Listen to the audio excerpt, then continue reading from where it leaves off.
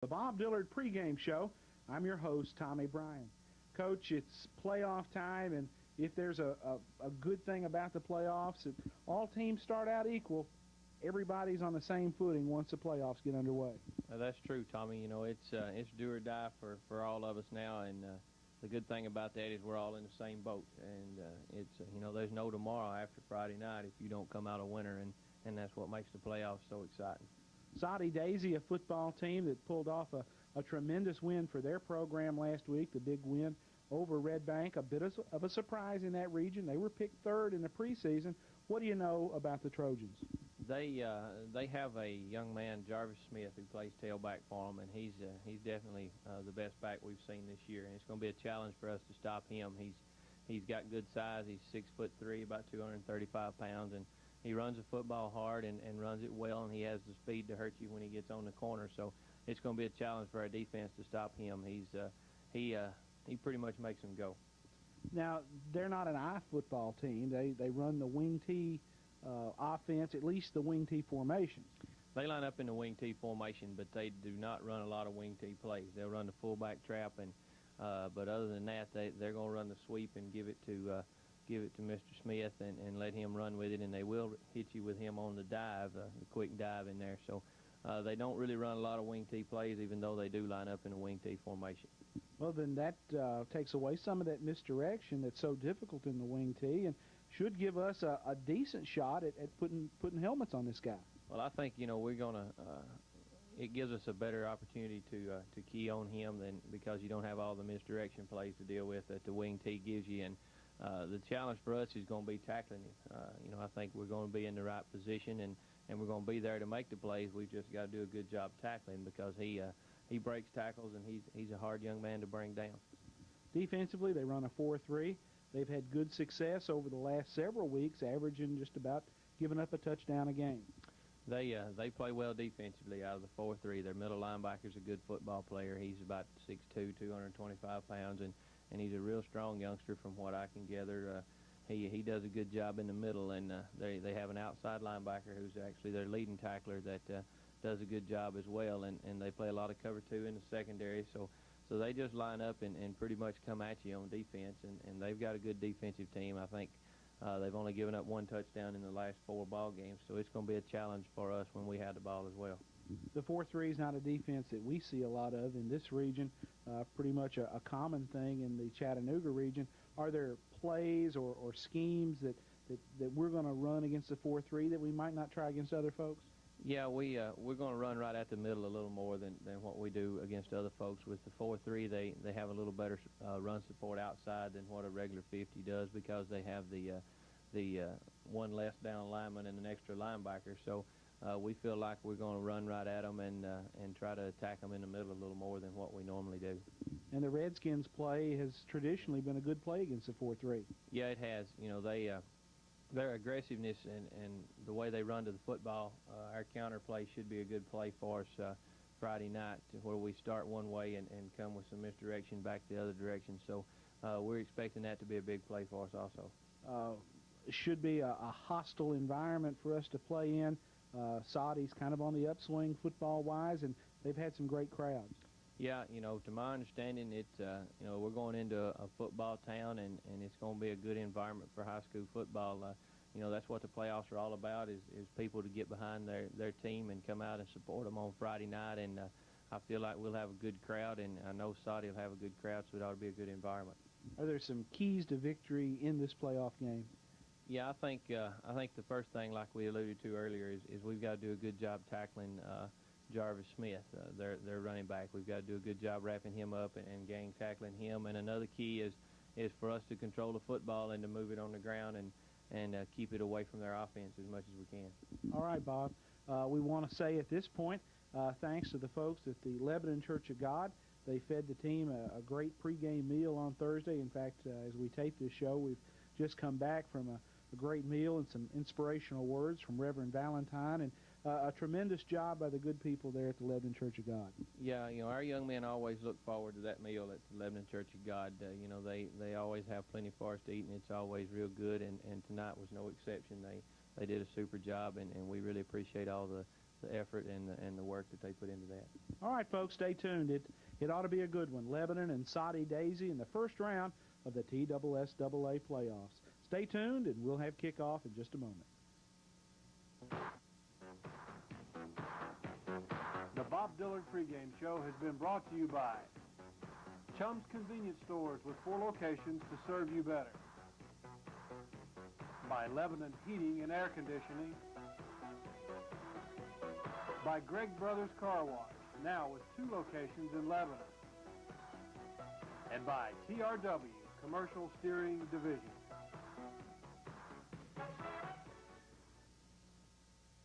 Videos in association with Lebanon Cablevision proudly presents Lebanon Blue Devil Football. Your play-by-play host, Clyde Harville. With color commentary by Tommy Bryan. With the game stats, Terry Staffer. And the sideline reporter for the game, John Ryan. Hello, everybody, and welcome to the first round of the TSSAA state playoffs. Tonight's game from SoddyDaisy, Tennessee, featuring the 6-4 Lebanon Blue Devils and the 8-2 SoddyDaisy Trojans. We think we have a good one in store for you, and we'll be back with all the action right after these words. Soddy in the navy blue and gold helmets. Now down to the field for our sideline reporter, John Bryan. Thank you, Tommy. The officiating crew tonight out of Bristol, Region 1, will be the referee, the white hat, Jim Bowden, the back judge, Joe Kuntz, the head linesman, Shelby Miller, the umpire, C.R. Silas, the line judge, Larry Hutchinson, and the electronic clock operator, Hugh Gotze. And the flip, Bowden has flipped it in the air, waiting for the decision. Looks like Lebanon has won the toss and SoddyDaisy won the toss, and they have deferred. Lebanon will receive the ball. SoddyDaisy will kick from the end zone, which the scoreboard stands. So, Tommy, SoddyDaisy wins the toss, and we're ready to play. Thanks, John, and we've got a great reception coming from you down on the sideline. It must be all that water on the field's a good conductor of that electrical current. Lebanon and SoddyDaisy ready to go at it, and we mentioned before, Lebanon in the solid white uniforms on the road, Soddy in the navy blue jerseys and pants, gold football helmets. Lebanon breaks the paper. Not a great Lebanon crowd following us tonight. Some of the faithful, some of the hardy, some of the folks who had jobs where they could get away at an early hour and make the drive and lose an hour in that drive to come over here into Eastern Standard Time. Soddy with a solid kicking game, according to John, who was down on the field before the game got started. Andy Gibson is their kicker. He's also their punter, and Gibson averages about 40 yards a kick on his punts. Lebanon will be sending Kyle Zachary deep to return. Zachary has been a bit of a world traveler. As some of you know, his car was stolen about 3 weeks ago, and they found his car in, of all places, Cleveland, Ohio, and he made a quick trip. He and his brother flew up there Thursday to retrieve his car and drove all night, and they got back in Lebanon, and he's made the trip back here with us, and it's good that he's made it. Now, his number 12 jersey still listed missing in action, so Kyle Zachary wearing that number 80 down on the football field for Lebanon. We are ready to start this football game. Playoff action underway, 9 straight years for the Blue Devils, and here with a play-by-play call, it's Clyde Harville. Okay, Tommy, thanks a lot. Back to do the kicking is going to be Andy Gibson, and here is the kick. Long and deep, and waiting for it is Stafford to take it at the 9, to the 10, back to the 15, got a little hole on the near side to the block, to the 20, out to the 25, 26, 27, 28-yard line is Stafford, and the Blue Devils will have it in good field position. Up front for Lebanon, Chris Bain at the tackle, Chris Hicks at a guard, Brad Clemens a center, Kenneth Nelson at right guard, and Ryan Alls returns after a week off with that shoulder problem at the right tackle. Elliott Carson, the tight end, Ron C., the split receiver, Pitt at quarterback, Reeves at fullback, Stafford at tailback, Zachary the flanker. And here come the Blue Devils. They're going to spread the field. Wide outs left and right. Fullbacks Reeves, the tailback Stafford. Loose football. Pitt picks it up. Going to lose 3 yards back to the 25. Lucky to get it back. Slipped out of his hands, and keep in mind, the ball is going to be slippery here tonight. As a matter of fact, by halftime, this place is going to be a quagmire. Well, awfully wet. John, you were down there during pregame. What's the footing like down there? It's terrible, Tommy. By far the worst footing that we're going to have all year. As you step, water comes up. If you had your shoes off, it'd come way between your toes. Blue Devils again, same formation. They put C to the near side, but they bring Zachary into the slot, and now they'll shift and split Carson, the big end, out wide. Handoff they give to Stafford. Got a little room. Stafford 30, 35, 40. Still on his feet. Barrels over the 40. Runs over a man at the 42. Out to the 42-yard line is where they're going to spot it. What a run by little Stafford, and he ran slap over a defensive back at the 40. Well, great job by that Lebanon offensive front, getting up in that 4-3 defense. Clyde, if there's a weakness in a 4-3, it's right in the middle, right at the heart of that defense. Look for Lebanon to try the trap plays, the counter tray, the play we call the Redskins play, running at fullback right at the middle. And in the power offense, Ryan Alls goes in the backfield. And everybody is in tight. 1st and 10 for the Blue Devils. And they give it to the second man, and here goes Reeves. 45, 50, and down to the 46-yard line. Another first down as the little fullback blasts off left tackle and gets 11. Well, on first down, Lebanon jumps into the power offense and runs Reeves right at the heart of that defense, and they put Alls, 265 pounds, back there at fullback, and he stays in there as that extra blocker. He's still back there. Hit underneath. Everybody in tight. Second man through here. Fullback again. Still on his feet. Over the 40. Down to the 35. Nose to the football. Inside the Trojan 35 goes Reeves. Tommy, they have picked something up. The Lebanon offensive coaches have picked something up on the Trojan defense. They've run that same play 2 times in a row. Looks like they're going to stay in that power offense until they stop it. Okay, Blue Devils, you're right. They're going to pull everybody in tight. Pitt will make the call. 1st and 10 for the Blue at the 35. Second man through here. Stafford dives over the pile and gets a yard. No more. Lucky to get that. Jammed up in the middle, nowhere to go, and Stafford just dives up onto the pile and gets a yard. It'll bring up 2nd down and 9 for the Blue at the 34-yard line of the Trojans. Terry Stafford, Brian Reeves had a couple of good runs out of that power look. Tommy, back-to-back carries. Reeves picks up 12 the first time, 11 the second time. 2 carries, 23 yards, both of them for a first down.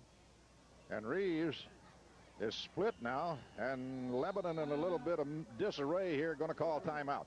We got a timeout on the field. Blue Devils nothing, Trojans nothing, and we will be back after this 30-second timeout. Hello, I'm Laura Pack, a senior varsity football cheerleader at Lebanon High School. We are here with the First United Methodist staff to thank them for their support and present to them this Blue Devil football souvenir. First Church would like to wish the Blue Devils a successful season.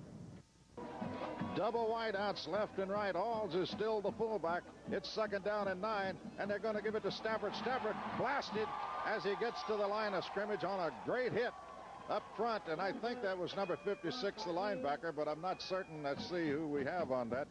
I had Michael Jenkins making the stop at defensive end. Tommy, a good hit. Well, we got the linebacker blocked with Alls running a lead in there. We didn't hold the block on the defensive end, and that's where the pressure came from.